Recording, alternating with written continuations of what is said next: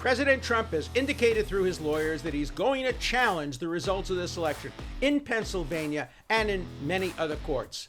Will his fortunes be reversed by the courts? I'm going to give you a straight legal analysis, not based on wishful thinking, not based on what I hope will be the outcome, but what I predict will be the outcome, and I will be correct. So listen to the Dirt Show. Can President Donald Trump achieve a reversal of fortune in his apparent electoral defeat for President of the United States? If you've been watching TV, particularly cable TV, since the election was called for Vice President Biden, you've heard pundits telling you whether or not the president will win in court or lose in court. Don't listen to most of them. They are not experts. They are opinion spinners. They are telling you what they hope the outcome will be. They're not telling you what is likely to be the outcome based on expert, nonpartisan, neutral analysis. It was the great Justice Oliver Wendell Holmes who said the job of the lawyer is to predict what the courts will do in fact. That's what I do on the Dirt Show.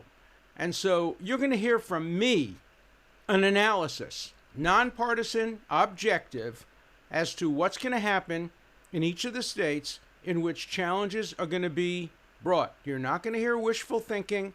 You're not going to hear from me what I hope will happen, what conceivably could happen. You're not going to hear from me the kinds of analysis you get mostly on cable television, which are hope to be self-fulfilling prophecies. Well, if we argue that he's going to win hard enough, maybe he'll win. If we argue he's going to lose hard enough, maybe he'll lose. That's not the way the courts operate. In order to analyze decisions, you have to look at precedents. You have to look at the history. That's my job. When a client comes to me and asks me my advice, should I plead guilty? Should I go to trial? Should I appeal? Should I not appeal?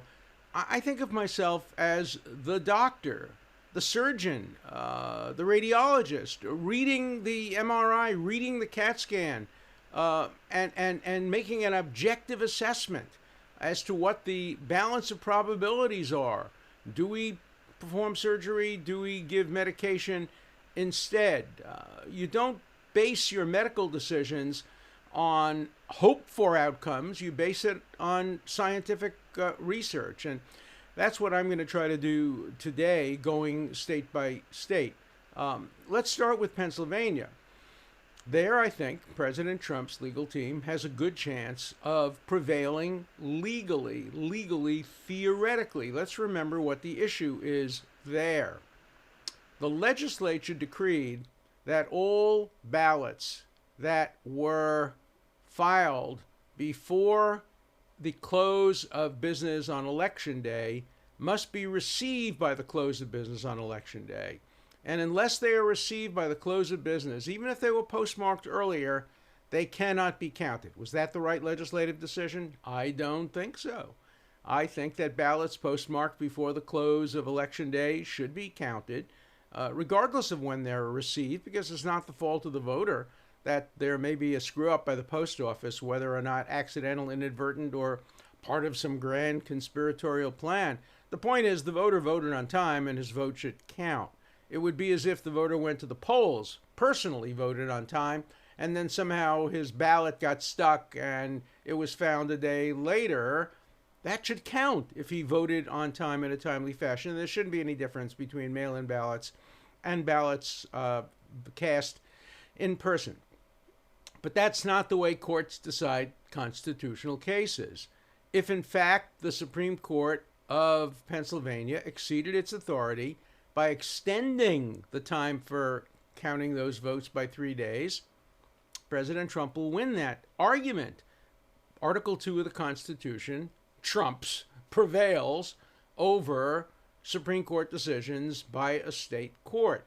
And although the Supreme Court decision may have been the right one from a moral point of view, from a political point of view, even from a Pennsylvania legal point of view, that may not be enough for the Supreme Court. And we already have a hint of that by the action of Justice Sam Alito. Justice Alito is the circuit justice for Pennsylvania.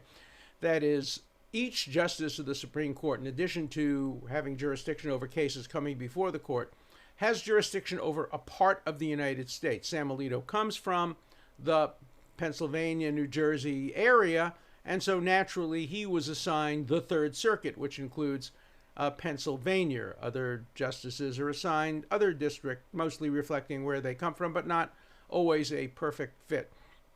And so a motion came before Justice Alito in his capacity as the Circuit Justice for Pennsylvania, asking him to order that the Secretary of State separately count and segregate all the votes that fit into this challenge. That is, all the votes that were postmarked prior to the close of business on Election Day, but received within 3 days thereafter. And those votes have now been segregated. The Secretary of State said it was being done previously, but now you have an order of a justice of the Supreme Court, which will not be disobeyed because it has the authority of the Supreme Court. So Justice Alito has hinted that there probably are other justices, because he wouldn't have done it if he was the sole justice who believed this, that there are other justices who may very well say those votes have to be discounted. That's not the end of the issue, though. It depends on how many votes there are.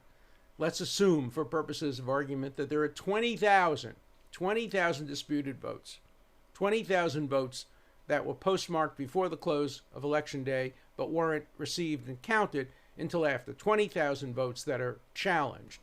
And let's assume that those votes will be discounted by the United States Supreme Court. 5-4 decision, 6-3 decision, who knows? But what if Vice President Biden won the state by 30,000 votes and there are no other disputed ballots? He would still win Pennsylvania. And so the Supreme Court is unlikely to take the case and consider it, even if it's a winning argument, unless their decision could have impact. The Supreme Court does not like to decide theoretical cases. The Constitution, in fact, limits its jurisdiction to actual cases and controversies, which means they have to make a difference. They're not giving advisory opinions. They're not saying, well, those votes should count or shouldn't count. The only way they will decide the case is if it makes a difference in the outcome. If it makes a difference in the outcome of Pennsylvania. So the issue is now one of numbers. If the numbers of non-contested votes separating the winner from the loser is larger than the number of contested votes, the Supreme Court will decline review of the case.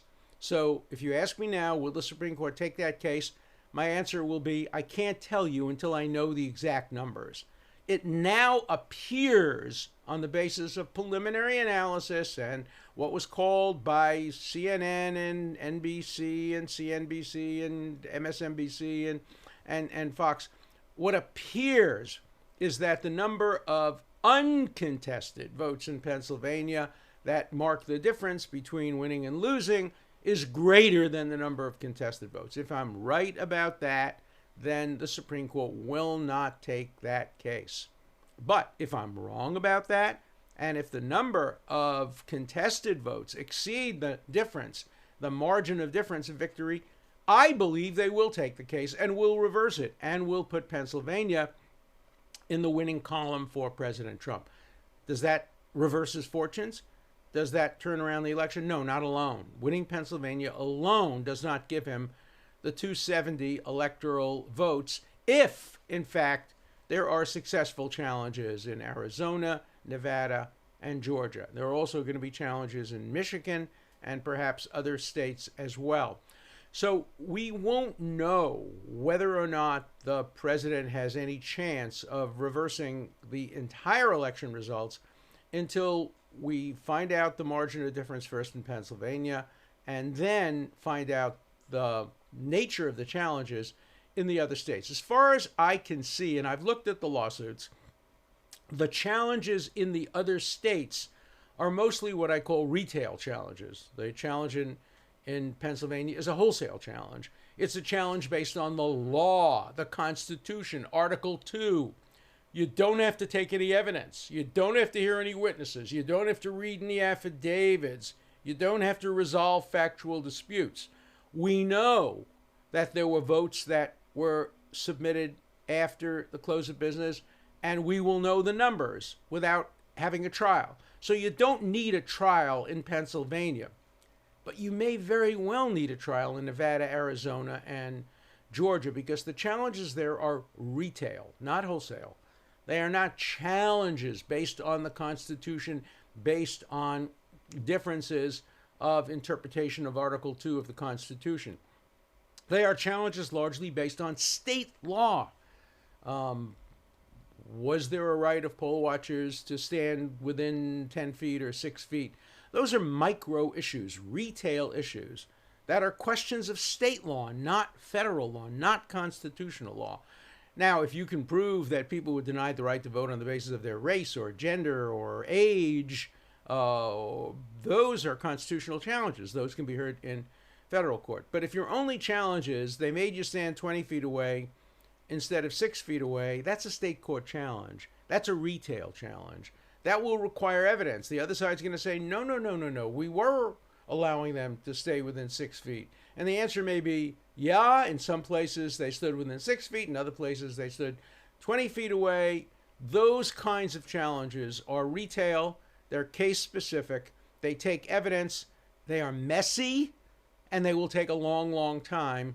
And my prediction, based on Holmes's description of lawyers' role to predict what the courts will do in fact, is that those kinds of challenges will not produce a sufficient victory for President Trump to reverse the outcome of any other state. And unless there's a reversal in states in addition to Pennsylvania, there won't be enough changes to bring about the 270 electoral votes in the column of President Trump that he would need to declare victory and indeed to be declared the victor. So you're hearing it from me here, and you're hearing it not based on wishful thinking, not based on what I hope will be the outcome. I'm not going to tell you that.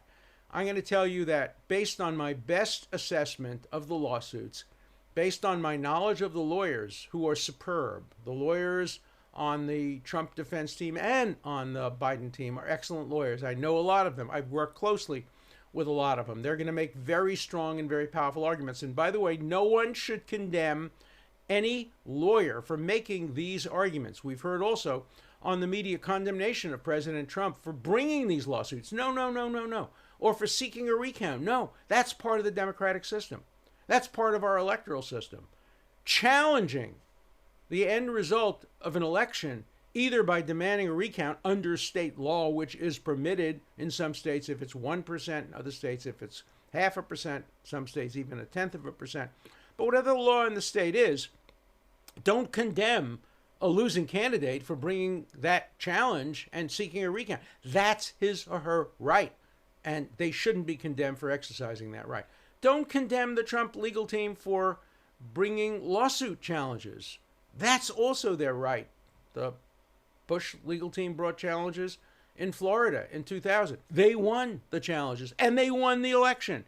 And every lawyer should bring every challenge his client wants him to bring, as long as it's a plausible, realistic, ethical, non-frivolous challenge. And I think at least some of these challenges fit that description. So let's not get in the business of condemning lawyers, condemning the president, condemning anybody for exercising their constitutional, legal, political, moral right to take every possible challenge, use every possible mechanism for challenging. But in the end, here's the deal, to quote the next president of the United States. Here's the deal. If you're going to use the legal and political system to challenge the results, then you have to abide by the outcome of the legal challenges. So here is what President Trump must do if he's going to challenge in court. He should challenge, that's fine. But if he loses in court, he must accept that result. That's the bargain you strike when you go to court. I remember a case during the Vietnam War where a group of people challenged the constitutionality of the Vietnam War in court. In fact, I gave them some legal advice on that challenge, and they brought the case in front of the Supreme Court. Justice Potter Stewart was the circuit justice, and he issued some orders. But the question that was put to the litigants was, if you lose this challenge, and if the decision is that the Vietnam War is not unconstitutional, Will you accept that result? And the litigant said, no, we don't care what the result is. We believe the Vietnam War is unconstitutional. And the court refused to take the case as the result of that. Because you can't, on the one hand, bring legal challenges, and on the other hand, say, I'm not going to accept the result of legal challenges. So a question that could and should be put by the courts in which these challenges are being issued to the lawyers for President Trump is the following. All right, you want us to hear the case. You want us to accept jurisdiction. Here's the deal. If we accept jurisdiction and we rule against your client, is your client going to accept the ruling of the court? And the answer to that question must be yes. That's the American way. Challenge? Sure. Protest? Sure. Demand a recount? Yeah. But in the end, accept the verdict. That's what you have to do. And I'm hoping that President Trump will do that. So you've heard my legal analysis. It may be right. It may be wrong. I think it's right. It may be wrong. It's possible. But it's not wrong because it's based on what I hope the outcome will be. I think it's going to be right because I've put aside any of my personal views and I've given you my strict Holmesian legal analysis. This is what the courts will do, in fact. Judge me on that. Come back to me if I am wrong, and I'll have to explain and justify why I was wrong. But if I was wrong, it would not be because of my subjective hopes. It would be because my legal analysis was inaccurate. I think my legal analysis is accurate. I'm hoping to hear from you on The Durst Show. Okay, now for your voices to be heard. Nick from New York. I love your show. I have a quick question for you about the Constitution. If there's a clear process for amending the Constitution, how can someone say that it's up to interpretation and that its interpretation can change over time? Like, shouldn't any changes to the Constitution be passed in the form of an amendment? And the second question would be that, do you think the federal government right now is too big? Like the current election, why would half the people why should half the people be disappointed in the outcome rather than having any of these pressing issues being in the form of state and local powers? Great questions. The framers of the Constitution made it very difficult to amend. We've only had a couple of dozen amendments from the beginning of time. Some of them are very technical amendments. Some of them bestowed rights, important rights, the right to vote for women, the right to vote for former slaves, the right to vote for people who are young.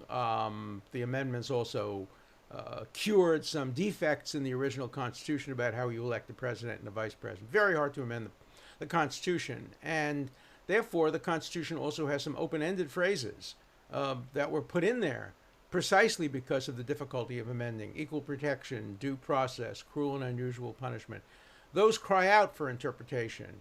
And as Chief Justice John Marshall said early on, it's a constitution we're expounding.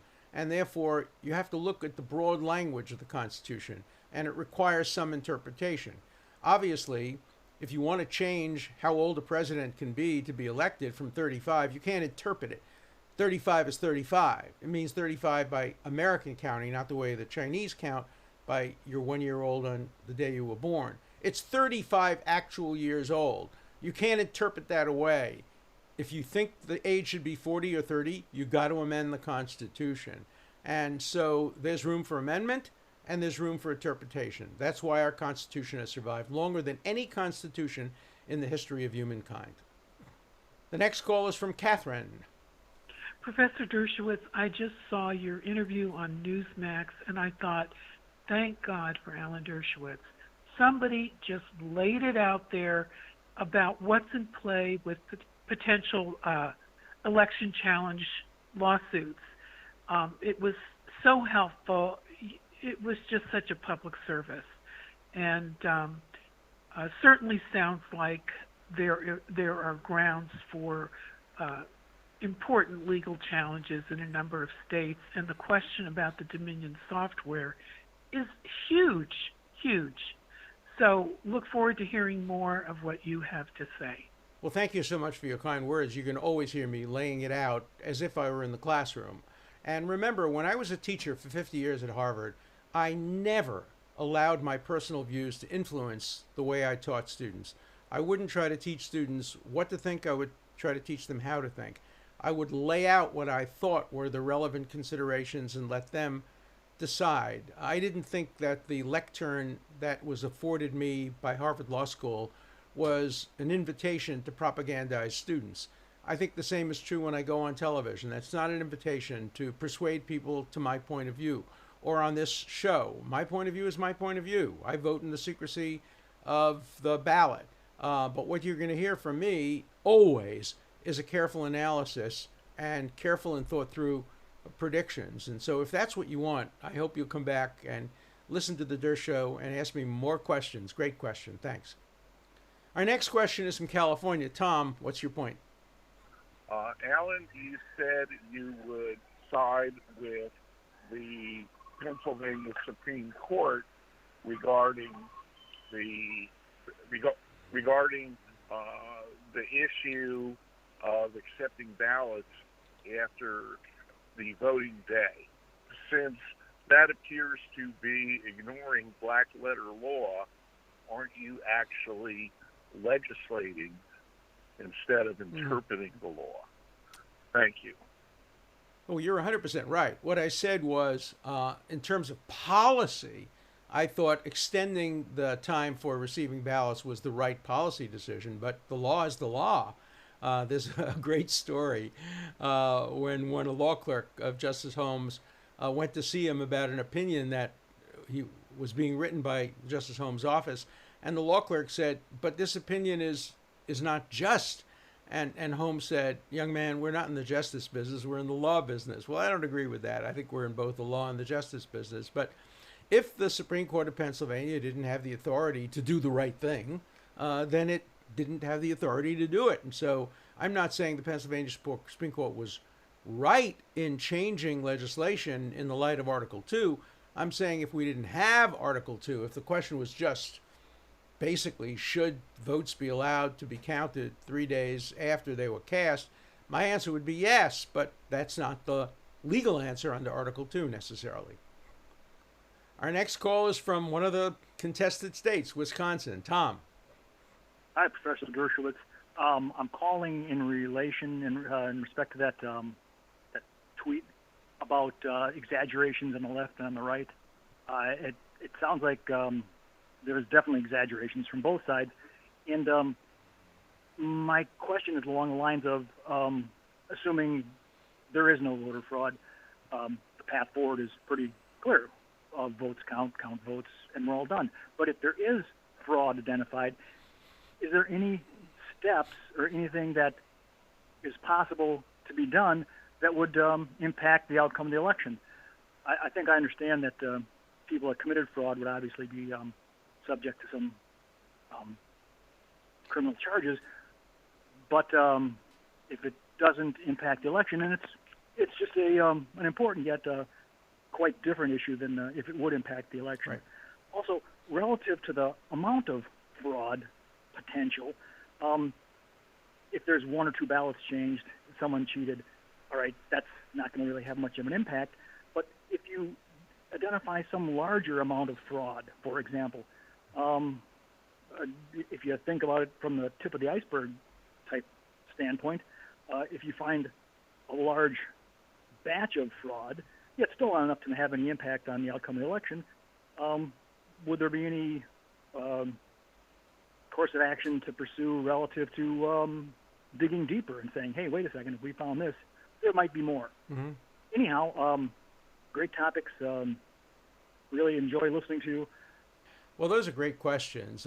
People are going to be surprised at my answer. Fraud is not a federal issue. The Constitution doesn't protect against fraud. Fraud is a state issue. The states have the obligation to make sure that votes are not fraudulent. Look, if you had a massive amount of fraud and you could tell it really impacted the election and maybe it was done in a way that affected people based on race or gender, you could probably come up creatively with a federal argument. But generally, the issues relating to fraud or how the ballots are counted are generally state issues. Now, the Supreme Court in Bush versus Gore federalized the hanging chads and other issues because they claimed it was a denial of equal protection for different counties to have different criteria for counting votes. I think that was the wrong decision, and I think most of the justices understand that was the wrong decision. I actually had an exchange of letters with my friend Justice Scalia about that, and in it he didn't quite admit that the equal protection argument was a stretch, but he basically said, we were under pressure, give me a break here. It was a very interesting exchange of letters I had with Justice Scalia. We also debated the issue both in Israel and in the United States. We argued ferociously, and yet we remained friends until the day he died. So the issues of fraud are mostly state issues. But you're right, of course, if you find systemic fraud, if you find fraud that not only affects a few votes, but systemic fraud, if you find in a city that they generally go to the cemeteries and get the names of dead people and allow them to vote, that's systemic fraud. Or if you find that people who've moved out of the state are allowed to vote and the votes are cast for them by opportunists from either party, that's systemic. Mostly still state rather than federal. Most lay people who haven't gone to law school don't have a complete and full understanding of how federalism works, and particularly how federalism works during presidential elections. It's very counterintuitive. You think a presidential election would be completely covered by federal law. No, presidential election is 50 state elections, and under the Article 2 of the Constitution, the state legislatures determine how the electors are selected, subject to some ultimate review by the United States Supreme Court in very special circumstances, such as that allegedly occurred in Bush versus Gore. But this is very complicated, which is why my prediction is that in the end, the election will stand as it was called by the various networks. By the way, Vice President Biden is not president-elect in any technical sense yet. He's only president-elect by the vote of CNN, Fox, and the other networks who called the election. He becomes officially president-elect only after the Electoral College casts its votes, and 270 of them vote for Biden. He then becomes officially president-elect. But of course, the Secret Service is treating him as president-elect. The world is treating him as president-elect. He's gotten calls from, 140 world leaders. So, they follow the networks rather than the technicalities of the law. Our next call is from another one of the states that the pollsters got wrong, Ohio. I was dismayed that ballots were allowed to be brought in Philadelphia, where the counting was going on in suitcases, plastic bags, and coolers in the middle of the night around 3 o'clock or 4 o'clock in the morning. No Republicans were allowed to watch the process. And while one judge agreed to the demand of the Republicans, another judge overruled the same. And that's really astonishing. It's like what happens in countries of Africa and not the United States. I have many other questions, but I'll make it brief. I would wish that you, Alan, could help out in this, offer yourself to the president. Well, thanks for your confidence. I am helping out. I'm helping out in the way that I help out best, by hoping to explain to the American people what's going on.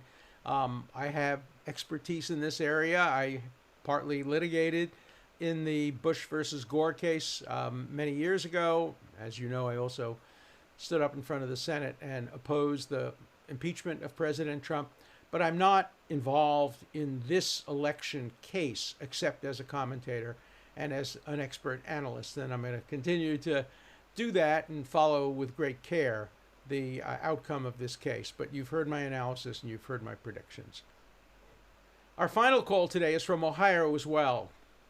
Why is it that while people were still in line voting in Arizona, that Fox News called Arizona for Joe Biden? And that's a big mistake. It would even dissuade people who were listening or watching to go further with the voting process, and it's unheard of. Well, that's a good point. And there have been legislative proposals to not allow networks to call the outcome of elections while the polls are still open. That legislation might well be unconstitutional as a constraint on the right of networks to exercise their free speech. But I think today every network has made a decision not to call states while the polls are open. Now, it's a problem in Florida. Why? Because Florida is in 2 time zones. And so you might know the outcome of the election at a certain point in time after the polls close, but the polls have only closed in Miami and Tampa and Fort Lauderdale. They haven't closed in the panhandle part of the state, in the extreme western part of the state. And I remember in Bush versus Gore, Justice O'Connor was at a party the night of the election, and she fumed out in fury when the networks called Florida for Al Gore. There were complaints. You know, she's a justice of the Supreme Court. Why is she screaming and yelling about the outcome of the election? And her excuse, which I to this day don't believe to be true, but her excuse is, oh, no. She wasn't complaining about the outcome of the election. She was complaining about the fact that the network called it while there were still polls open in western Florida. Whether that was the reason or not is not relevant. It was a good point. She made a good point. Networks shouldn't call elections until all the polls are closed, because you don't want networks to have an influence on people staying home. Look, President Trump has argued that the polls themselves were rigged to discourage Republicans from voting. Let the public judge that. The polls were so inaccurate that anybody who doesn't vote based on polls is a fool. You vote no matter what the polls say, because the polls have been wrong as often as they've been right. But look, we are a divided country. 70 million people are going to be disappointed as the result of this election. More people voted for Biden than ever voted for any presidential candidate in history. But the second most votes for any presidential candidate in history have gone to Donald Trump. So we are a deeply divided country. And I'm hoping that everybody, the judges, the election workers, you name it, the candidates especially, will do whatever they can to bring people together. I actually thought that Vice President Biden's speech, what he called his acceptance speech, was good. I think it did a good job in trying to offer compromise and bring people together. In the event that President Trump makes a concession speech, we're not sure he will. There are rumors swirling about whether he will or not. And whether he does it now or after all the results are in, if he still does not prevail, I hope he too will reach out in the interests of compromise, disappointed as he is, angry as he may be. He may still, in the depths of his heart, believe the election was stolen from him, but he has an obligation as a candidate to try to heal America's wounds. We are a deeply wounded and deeply divided country, and as a patriotic American who loves his country, I hope we can come together and move forward. That's the Durst Show. Love your calls, love your input. As I've said, the Durst Show needs the wits, and the wits come from the callers. And when the wits come in, we have the Durst Show, and it becomes Durst Show Wits. So thank you for your input, your wits, your calls, and come back and listen to more of the Durst Show, because you'll hear more careful analysis, objective, and as I've said before, you'll never be bored. An important part of the Durst Show is your voice, your questions, your comments. Please call 24/7. The number is 216-710-0050. Keep your comments short and to the point. Again, the number for you to call 24/7 is 216-710-0050. Hard questions, criticisms, everything's fine. Just keep your questions short, and I'll answer them all on the Durst Show.